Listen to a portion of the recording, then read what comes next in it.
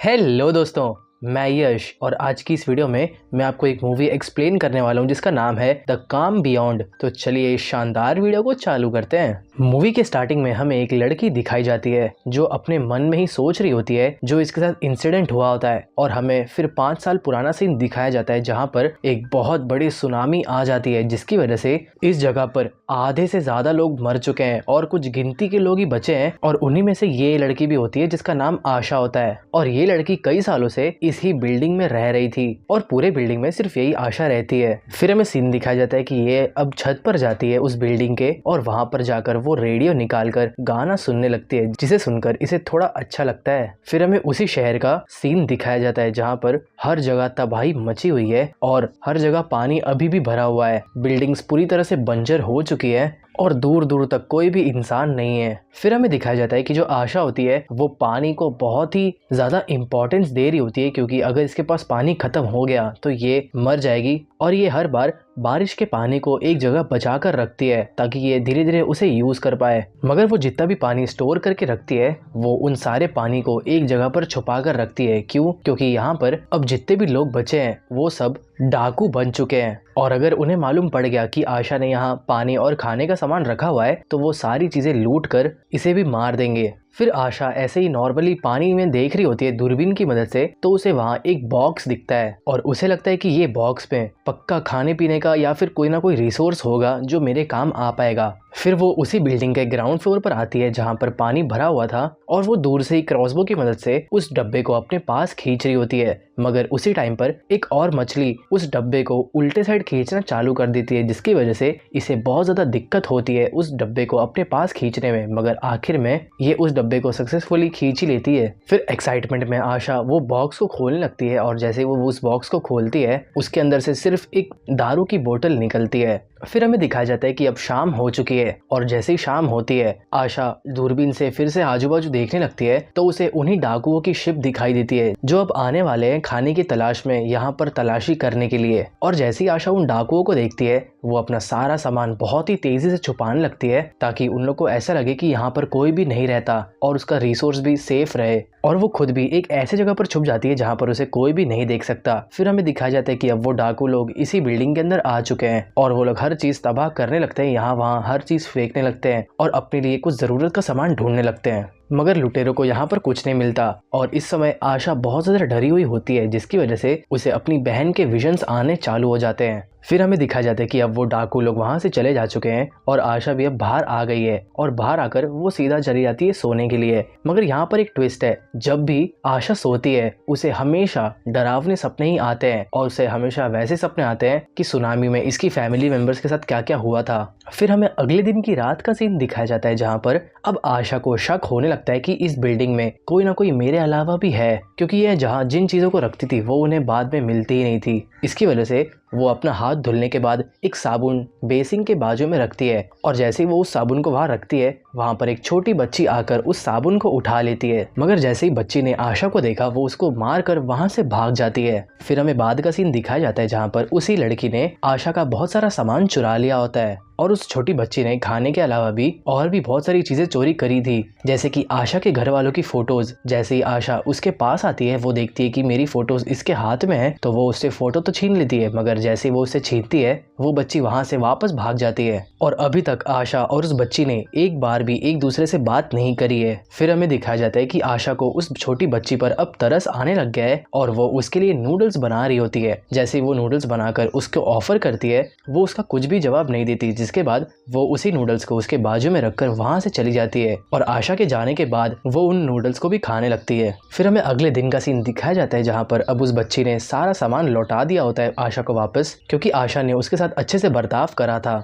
फिर हमें दिखाया जाता है कि अब आशा और वो छोटी बच्ची दोनों ही उस बिल्डिंग के टेरेस में बैठकर मस्ती मजाक करने लगते हैं, और जब रात में आशा सोने जा रही होती है अपने रूम में, वो उस छोटी बच्ची का भी बिस्तर अपने ही रूम में लगा देती है। मगर जैसे ही वो छोटी बच्ची वहां सोने की कोशिश करती है उसे नींद नहीं आ रही होती और वो बोलने लगती है कि मुझे अपने मॉम डैड की बहुत ज्यादा याद आ रही है। तब पहली बार आशा उस लड़की से बात करती है, और तब वो छोटी बच्ची अपना नाम आशा को बताती है और उसका नाम हाई होता है। फिर हमें अगले दिन का सीन दिखाया जाता है जहाँ पर हाई जो होती है वो उस गेट पर जो टेप लगा होता है वो उसे हटा देती है और वो गेट बंद हो जाता है और ये दोनों उसी छत पर ट्रैप हो जाते हैं और जो उस दरवाजे पर टेप लगा हुआ था वो उस दरवाजे के लॉक को अंदर डाल के रखता था, जिसकी वजह से वो दरवाजा कभी लॉक नहीं होता था। मगर हाई ने वो वाला टेप ही हटा दिया, जिसकी वजह से दरवाजा लॉक हो गया। और इसे देखने के बाद आशा बहुत ज्यादा निराश और गुस्सा हो गई थी। मगर जैसे ही हाई को मालूम पड़ता है कि ये उदास हो गई है, वो एक तार टाइप लेके आती है और वो उसकी मदद से उस गेट को खोल देती है।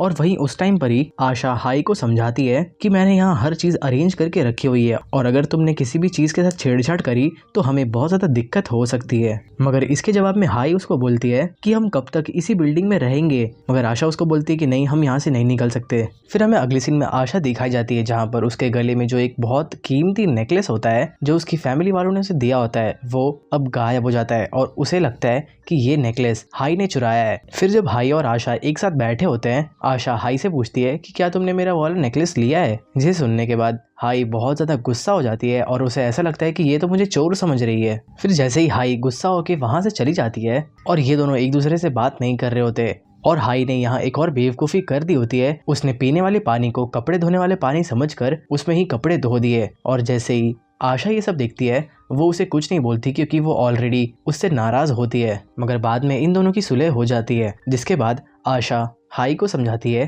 कि यहाँ कैसे रहना है और हर चीज़ कैसे मेंटेन्ड है और जो हमारे पास रेडियो है उसको भी तुम्हें ऊंची आवाज़ पर नहीं बजाना है और अगर तुमने बजा दिया तो यहाँ डाकुओं को मालूम पड़ जाएगा कि हम यहाँ पर रह रहे हैं और वो लोग हमारा सारा सामान लूट कर ले जाएंगे। और फिर हाई आशा से एक सवाल पूछती है कि वो वाला कमरा हमेशा बंद क्यों रहता है। तो आशा उसको बोलती है क्योंकि वो वाले कमरे से बहुत ज़्यादा बदबू आती है, इस वजह से उसको मैं हमेशा बंद रखती हूँ। मगर वो उसको उसकी वजह नहीं बताती। फिर अगले सीन में हमें हाई का सीन दिखाया जाता है जहाँ पर वो रेडियो सुन रही होती है और उस रेडियो में गवर्नमेंट के लोग कुछ ऐसा बोल रहे होते हैं कि जितने भी लोग अब जिंदा बचे हैं हम तुम्हें रेस्क्यू करने के लिए वापस वहाँ आ सकते हैं और तुम हमारे साथ यहाँ पर आकर सेफ जगह पर रह सकती हो और यहाँ खाने पीने की भी बहुत सारी सुविधा है। जैसे ही हाई ये सब सुनती है वो जाकर ये सारी बातें आशा को बताती है, मगर ये सब सुनकर आशा उसे मना कर देती है। जिसे सुनने के बाद हाई को गुस्सा आता है और वो बोलती है कि ठीक है, अब मैं खुद से अकेले ही वहां तक चली जाऊंगी। जिसके बाद गुस्से गुस्से में वो प्लास्टिक की बॉटल्स को लेकर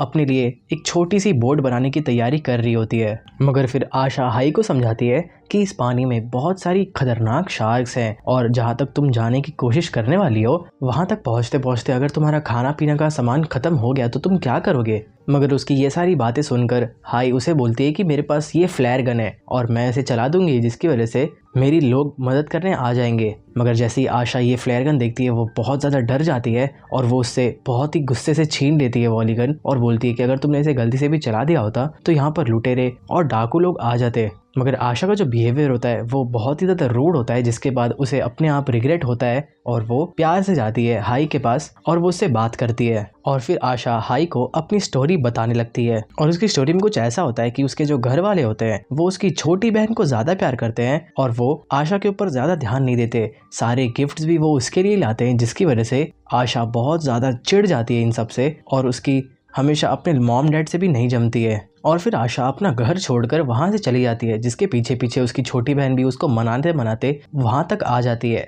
मगर अचानक से सीन शिफ्ट होता है और हमें दिखाया जाता है कि जो आशा के गले में नेकलेस था वो अब उसके बिस्तर की बाजू में पड़ा हुआ है, जिसे देखने के बाद उसे बहुत ज़्यादा रिग्रेट होता है कि उसने ये सारा इल्ज़ाम हाई पर लगाया था और वो उससे माफ़ी मांगने के लिए जाती है। फिर अगले दिन यहाँ पर बारिश हो जाती है, जिसकी वजह से ये लोग बहुत सारी बॉटल्स को भर लेते हैं बारिश के पानी से और अब इनके पास बहुत सारा पानी है पीने के लिए। और फिर ये दोनों डिसाइड करते हैं कि हाँ, अब हम यहाँ से निकलेंगे और जिस गवर्नमेंट ने ये अनाउंसमेंट करी थी हम उनके पास जाने की पूरी कोशिश करेंगे। और तो और ये लोग वहाँ पर ही बोट बनाना स्टार्ट कर देते हैं। फिर हमें पास का सीन अचानक से दिखाया जाता है जहाँ पर आशा और उसकी छोटी बहन कहीं ना कहीं तो जा रहे होते हैं, मगर अचानक से पीछे से सुनामी आ जाती है और वो यही सब सोच रही होती है कि मैं उस टाइम अपनी बहन को बचा नहीं पाई। फिर अचानक से हमें प्रेजेंट का सीन दिखाया जाता है जहाँ पर अब वो सोचने लगती है कि अब मेरे पास हाई के रूप में एक दूसरी छोटी बहन आ चुकी है और कुछ भी हो जाए मैं इसकी हिफाजत ज़रूर करूँगी। और तो और उसके पास जो नेकलेस था वो अब ये नेकलेस को हाई को दे देती है।